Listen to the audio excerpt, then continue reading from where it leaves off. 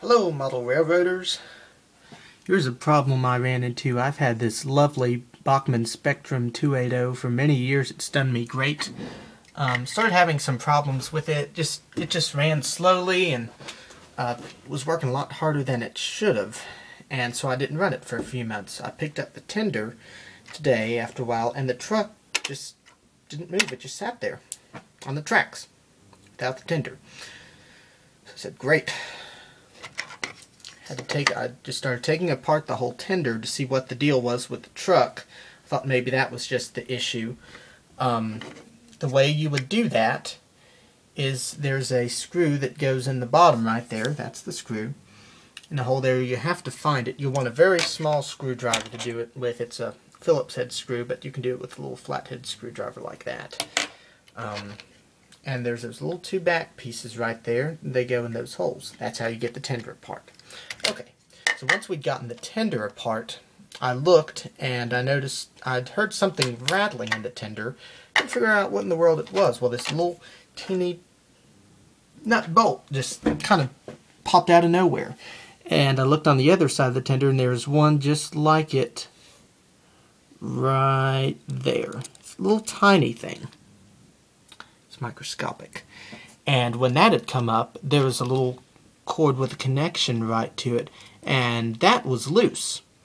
That wasn't on it. So that was why I'd been having the conductivity problems. That's why the train had slowed down.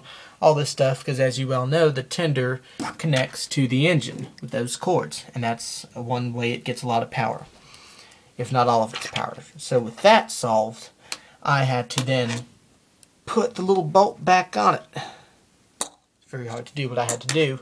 And this bolt, unfortunately, was under all this electrical work. One way you can fix that is there are very tiny screws. You'll need a tinier screwdriver than this.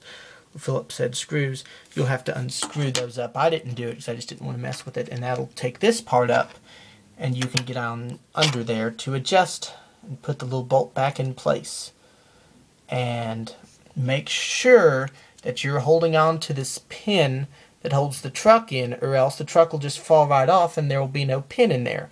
That pin that's what's making all this stuff happen. So you have to do that. It probably takes two people. I did it by myself miraculously.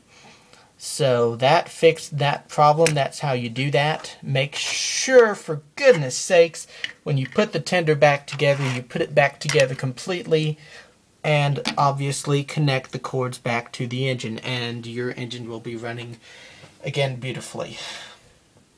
Don't know how in the world I found that problem. I just did, but that may be a lot of your problem, and hopefully you'll know how to fix it now. That maybe it may not be, but it's good to check, and that's how you take apart a tender. I didn't know that until today when I foolishly took it apart, but all is better now. It all works great, and hope that helps. Talk to you later.